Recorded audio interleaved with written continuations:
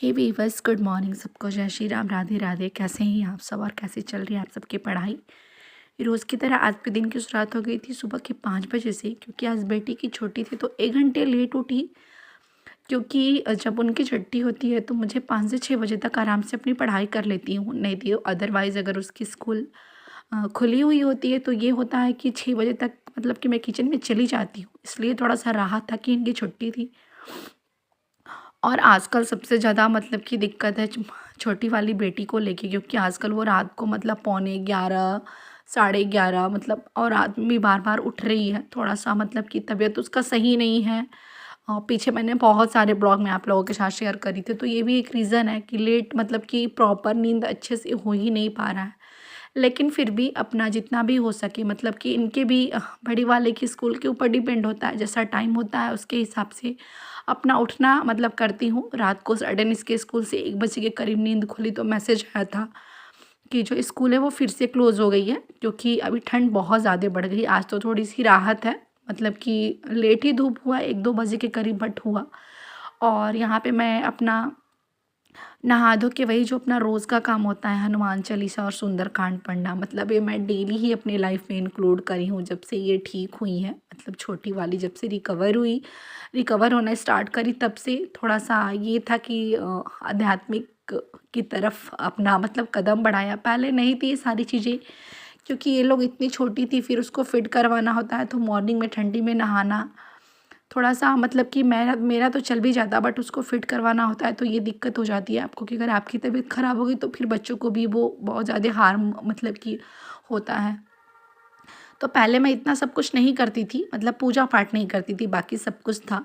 लेकिन जब से ये ठीक हो गई हैं तो मतलब चाहे कुछ भी हो, मैं बिना पूजा किए हुए अपने किचन में नहीं जाती।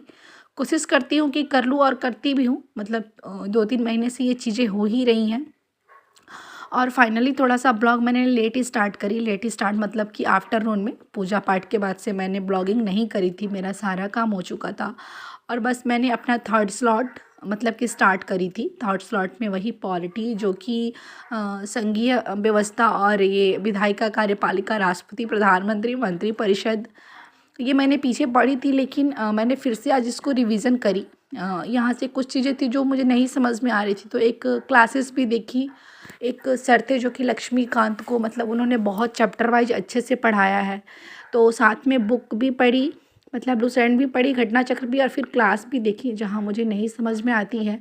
तो ये होता है ना कि मतलब अगर आपके पास बैच भी नहीं है, बैच का तो मुझे कुछ समझ नहीं आता। मैंने बैच बहुत पहले एक बार एक ही बार करी थी, बैच परचेज करी थी, बट मुझे उस वहाँ से ज़्यादा बेनिफिट नहीं होता। मुझे ये लगता है कि अगर आप सेल्फ स्टडी कर लो ना तो वो सबसे बेटर है। और जहाँ आपको चीज़ें जिस चीज़ में डाउट हो, सबसे अच्छा है कि आपको फ्री में बहुत सारे कंटेंट मिल जाते हैं यूट्यूब पे। आजकल ये सारी चीज़ों के लिए नहीं है। ऐसा नहीं सोचना कि हमारे पास पैसे नहीं है तो फिर हम कैसे पढ़ेंगे। ये है कि फ्री में आप मतलब ये होता है कि थोड़ा सा एक जगह सारी चीज़ें कलेक्ट नहीं कर सकते हो, लेकिन अलग अलग चैनल पे आप जाओगे तो कहीं से लक्ष्मीकांत मिल गया, कहीं से जियोग्राफी मिल गई, तो ऐसे कर कर के जहाँ मुझे प्रॉब्लम होती है जिस चैप्टर में, वहाँ से मैं पढ़ के अपना समझ लेती हूँ। और एक सर थे, मुझे उनका नाम नहीं पता है, बट वो बहुत अच्छे से लक्ष्मीकांत जो है चैप्टर वाइज पढ़ाए हैं। बहुत ही अच्छा मतलब कि पढ़ाते हैं पॉलिटी। और मैंने वहाँ से संघीय व्यवस्था से स्टार्ट करी, क्योंकि वहीं से प्रॉब्लम हो रही थी। तो आज के भी ब्लॉग मतलब कि ब्लॉग में ना मैं अपनी स्टडी रूटीन में मैंने कल वाली ही चीज़ें इंक्लूड करके रखी थी, क्योंकि वहाँ से बहुत सारी चीज़ें थी जो मुझे समझ नहीं आ रही थी, तो इसलिए मैंने रखा। और सारा दिन मेरा पॉलिटी में ही चला गया। बस थोड़ा सा 1 घंटे का मतलब 1 घंटे की क्लासेस यूट्यूब से हिंदी की देखी थी, वो भी स्पीड थोड़ा सा बढ़ा लेती हूँ तो आधे घंटे या 15 मिनट का हो जाता है, क्योंकि वहाँ पे बस क्वेश्चन लगाने होते हैं। अमरनाथ सर की क्लास जो कि मैं हमेशा ही कहती हूँ, और साथ में वही अपना डिकोड बुक और घटना चक्र, तो उससे जो है सारी चीज़ें अपना धीरे धीरे कर रही हूँ। और फाइनली ये मेरा जो रात का ब्लॉग है, अपना डिनर बनाने के लिए मैं गई थी। आज मुझे बनाने थे गोभी के पराठे, तो इसलिए सारी जो प्रिपरेशन है वो करके चली गई थी। जब जिसको खाना होता है तभी बनाती हूँ, मतलब हस्बैंड 7:30 बजे 8 बजे के बाद फ्री होते हैं, तब जाके किचन में बनाना होता है। उसके पहले मेरे पास 6:30 के बाद 7 तक भी 1 घंटे की टाइम होती है, 7:30 बजे तक तो टाइम मिल जाता है, तो वहाँ मैं पढ़ लेती हूँ। वहाँ ब्लॉगिंग कभी नहीं शाम का ही करती, जो भी होता है आफ्टरनून का होता है, मॉर्निंग का होता है। और शाम में सुबह से नहीं स्टार्ट करी थी, तो थोड़ा-सा यहाँ का मैंने शूट कर लिया। वो भी जब प्रिपेयर कर रही थी सब कुछ बनाने के लिए तभी। क्योंकि शाम को दोनों को साथ में ही देखना होता है, फिर सारी चीज़ें देखनी होती हैं।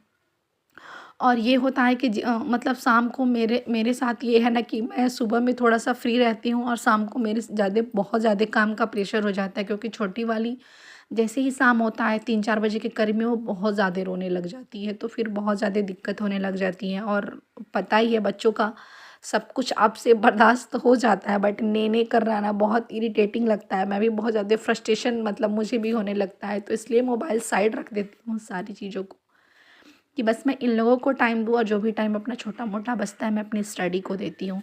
कहते हैं ना कि हमारा ये जो छोटा-छोटा संघर्ष ही है, छोटा-छोटा हमारी ये टाइमिंग है ना, एक दिन हमारे अपने मतलब कि हमारा जो सपना है उसके करीब लेके जाती है।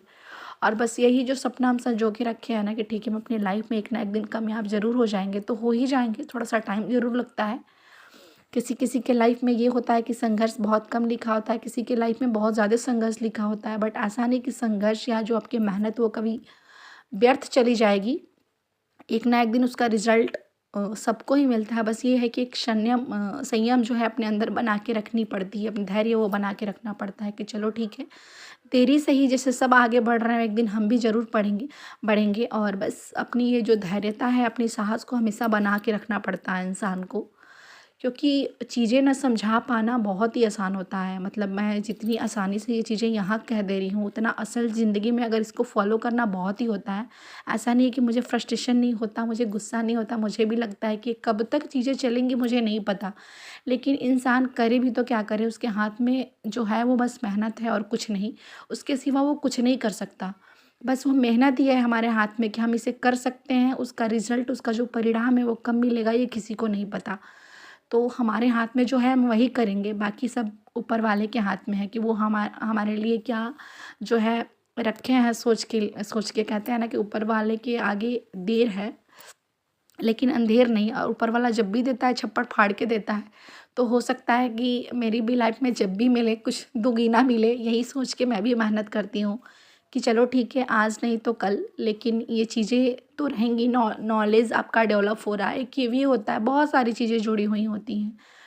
और बस यही था मेरा आज का छोटा सा ब्लॉग। उम्मीद करूँगी शायद ये आप लोगों को अच्छा लगी।